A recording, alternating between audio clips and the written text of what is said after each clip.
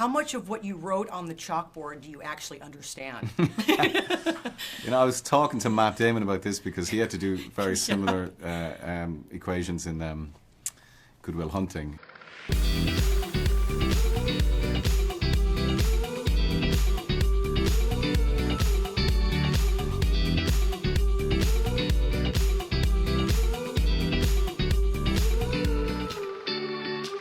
For somebody who does not like to see themselves on camera, how are you going to watch this movie? I don't know if there's many actors who like looking at themselves on camera. Maybe I'm wrong. I've seen it. Yeah. I've seen it. I was completely knocked out. I was completely kind of emotionally winded by the whole experience. It does leave you kind of in tatters, you know. Yep, it sure does. Yeah. How much of what you wrote on the chalkboard do you actually understand? You know, I was talking to Matt Damon about this because he had to do very similar equations in Good Will Hunting, and it becomes kind of like hieroglyphics, you know. Yep. It was very satisfying to do it, and very satisfying to learn it by rote. I had a vague conceptual kind of understanding of what I was doing, but I remember the first time I got to write the equation, I had been practicing for months and months and months, and then Chris just turned the camera on me and not on the board, so you know. Oh, so, yeah. all of that work. Exactly. You're a big music guy, and there's a line in here that I love about reading music versus hearing the music. Yeah. When you've got those quiet moments, and there's so many scenes where you're just looking off and we're watching you and trying to read what he must be thinking by watching you, what music did you hear while making this film? Oh, that's interesting. Yeah, that's interesting, because normally I do have a playlist for every film, but for this one I didn't. Yeah, I didn't. I think because it was so intellectual and there was so much weight. I mean, he was very into the arts. Oppenheimer, like he really appreciated music. He wrote poetry. You know, he was a big reader. Spoke so many languages. But no, I actually, for this one, I didn't. I don't think I had enough room in my brain. Well, that leads me to a few other questions. You know, no matter what he did, whether it's write poetry, learn Dutch in 6 weeks, whatever, he will always be remembered for this. Yeah. You've done a ton in your lifetime. What do you hope you're remembered for? Oh, There's one thing. Gosh, that's a very difficult question. Oh, I don't know. You always hope that there's one film you make that touches someone and kind of speaks to them directly, and that can be held up as a work of art. If you could do one of those, I'd be very proud. You know? All right, I won't make you pick then, because you've done several that will stay with me for sure. But again, going back to everything that was in his head, he clearly did not sleep well. I mean, that's addressed in the film. Yeah. What keeps you up at night, and how good are you at sleeping? Because I would imagine making this film causes you to have some sleepless nights. Yeah, I actually sleep pretty well. We worked at such a furious pace on this film. Like, we shot it in 57 days or something. Like, we were flying all over America, and I slept pretty well when I could. There's a beautiful scene, actually a few, where you're watching Oppenheimer and Einstein, and you're just thinking, what must that have been like to be a fly on the wall? If you could have a nice conversation with Oppenheimer by a nice lake or near Princeton or wherever, what would that conversation have been like? Oh, I don't know. You see, like many of his contemporaries said he was the most brilliant of them all, of the men of that time in physics, that he was the most brilliant. I don't know. Apparently he had a very, very dry sense of humor. He made a great martini. I'd probably keep it on that level. Yeah. Just keep it social. Yeah. Yeah. You know, Christopher Nolan, last question, they just wrapped me. You see all the behind-the-scene footage of these IMAX cameras, and there's so much that's so close to you. Yeah. How do you filter out an IMAX camera? How do you see through it, basically? You get used to it. I mean, I'm lucky that I'm a Nolan veteran, so I'm used to the cameras, and we have an amazing DP. Hoyte van Hoyteman. So you get used to it. You know, you get very, very, very used to it. They do make an incredible racket when they're rolling. But again, you just get used to that. Great name. You know what? Sadly, no relation. Sound speed. But Josh Brolin says I should start lying about that. He thinks it might get me more than 4 minutes with Christopher Nolan. There you go. Yeah, congratulations. Thank you. Is it true that this whole thing started when Robert Pattinson gave you a book of speeches? And if so, you couldn't find a role for him in this? He was busy. Okay. He's very much into mode these days. But yeah, Rob, off the back of Tenet, where we refer to Oppenheimer, and I wrote a thing about this incredible moment that Oppenheimer and the scientists of the Manhattan Project had, where they could not completely eliminate the possibility that when they triggered that first gadget, that first atomic device, they might start a chain reaction that would destroy the world.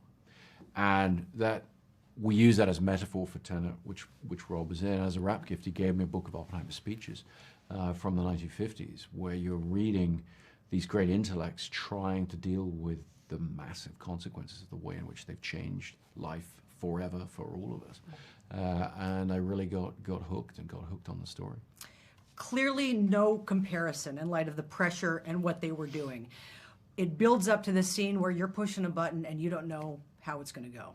In all of the films that you've done and some of these massive stunts, I know you've had moments where you're like, this is either going to work or it's not. Is there one that stands out that was the most stressful to finally push that button, so to speak, and go, it's going to go one of two ways? You know, I mean, all of these big gags from, stuff we did, The Dark Knight, and Tenet, and obviously Oppenheimer with the Trinity test, you're always focused in on that moment where your massive team of talented people have brought it together for some giant event, that there is the limitations of theory. You've theorized about it, you've planned it, but you never quite know how it's going to go off, and so you have to build in massive safety margins and all of that. But there is incredible tension leading up to that. And for example, in The Dark Knight, where we destroyed the hospital and Heath, as the Joker, is walking out of that hospital, that was a one-time thing. That building was collapsed at the end of it, and we were done. And so there's incredible focus and tension from everybody. And doing the Trinity test in Oppenheimer in camera, doing real-world effects, and having us out in the desert with the actors waiting for this incredible moment, it gave us, some small feeling of what it must have been like to be there for the original detonation. And it was thrilling and terrifying and beautiful and dangerous, all in equal measure. I wish we had more time to talk about that, because with Dunkirk we talked about being actually there. Same with this. Obviously, I don't know if anyone can like Cillian's blue eyes even nicer than they're lit in this film. He does such a great job, and so do you, portraying the turmoil. And clearly he couldn't sleep. I mean, how do you with everything that's going on? How do you sleep? Are you a good sleeper, or are you also up at night with just things consuming your brain? I'm a pretty good sleeper these days. But no, sometimes you get a lot of thoughts going on. You're trying to wrestle with all those things, and you'll process them. And that'll keep you awake sometimes. But I trust that process, that you need to be working things out in advance. And then you get to set, or you hit the typewriter, or whichever bit of the process you're engaged with, refreshed and having thought a lot ahead of time about what you need. Because my job on set is to provide answers. I have to be there to answer everybody's questions and wrangle things and everything. So preparation is everything, and yeah, some of that preparation does happen in the middle of the night when you'd rather be sleeping. Yes. I was gonna say, does he use a weight blanket, maybe some melatonin? Like, what does he do?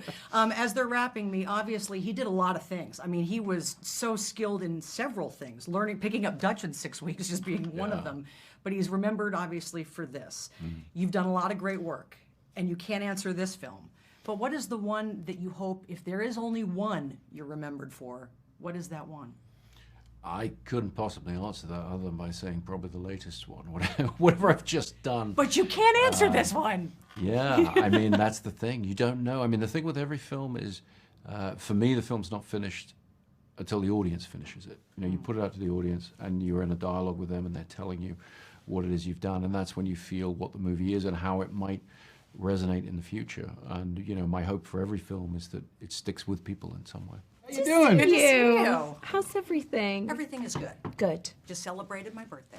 Happy birthday. birthday. 53, the big You fun. look fucking awesome. great. You look great. great. Guys, is that recorded? You look Holy amazing. smokes, you really do. Beautiful thanks. skin.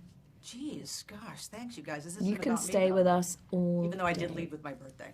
Seeing this on an IMAX, I know you guys are pros at what you do. But how do you get to a point where you literally look through an IMAX camera and don't see it right there in your face? No, I don't really notice it that much anymore. Yeah. I can't. I think maybe it's just like you become a creature of habit of trying to block that out, and maybe I was just sucked into the vortex of Cillian's eyes too much. I Yeah, that didn't helps. notice anything. I was just You like, just stare at that's the, all you the blue see. pools. The blue. Also, Hoyt's our DP, and he operates. He's He's very unassuming. He's very he sort of disappears in some ways. And Chris also is not someone who hides behind the monitors. He doesn't even have monitors. No, he's right there. He'll stand by the camera, and Chris is like a tall guy, but you somehow don't see him either. I don't know. There's so much focus on set. That's what I think is really it. There's no chaos. There's so much focus that even as you're doing the scene, whether there's a massive IMAX camera or Chris Nolan right there, it's focused on you, so you just are concentrating. Well, there's also an intimacy, like you know, you're kind of in a little group, in a huddle, and it's like you're there with Hoyte and Chris and talking, and then suddenly Hoyte's got the camera on his shoulder. I don't even know how he puts it on his shoulder. I know, that camera's got to be 100, it's 85 pence, something like, crazy is he just like that. permanently in back pain? He must be. You won't. Nobody's. You don't complain on a Chris Nolan set, Don't ever. complain. Is No. it possible you didn't notice the IMAX camera because you were Drinking? Yeah, no, I'm teasing. I mean, I was Though. sort of I was practicing offset, you know, but I wouldn't Yeah. do it on set. I don't think you can play drunk that well if you're drunk. I tried it once. I've tried it You once. did? Yeah, not on this one, years ago, and it was a disaster. There's You a say which famous one? story about Brando doing that. Going, And about Robert Shaw on Jaws. oh, really? Yeah. Brando went down to a beach and said, "Come and get me when you're ready to shoot," and he was just Was he wasted? passed out. No, that's the story. I don't know if it's The amazing speech in Jaws that Robert Shaw does, they tried it one night and he'd been drinking, and they went and reshot the whole thing the next day because Robert Shaw woke up the next day and he said to Spielberg, "How badly did I embarrass myself?" And Spielberg said, "Not monumentally. Would you like to do it again?" He goes, "Yes." And he did it again. Of course, his best monologue in right. history. I know that he did a lot of things. I mean, he really was truly a genius, but he's obviously remembered for this one thing. You guys have done a lot of great work. What's the one film you hope you're remembered for? This one. Yeah, this one would be right up there. I mean, there's not a bigger story to happen to humanity in the last, you know, in the history of humanity. Yeah. So I don't know what bigger story there would be to tell. I'm so proud of this one. Yeah. Yeah, maybe this one. What keeps you up at night? I mean, one of the amazing things that Cillian portrayed was just the torment and the wrestling in his head. I feel like my problems are so insignificant compared to I know. Oppenheimer's, you know.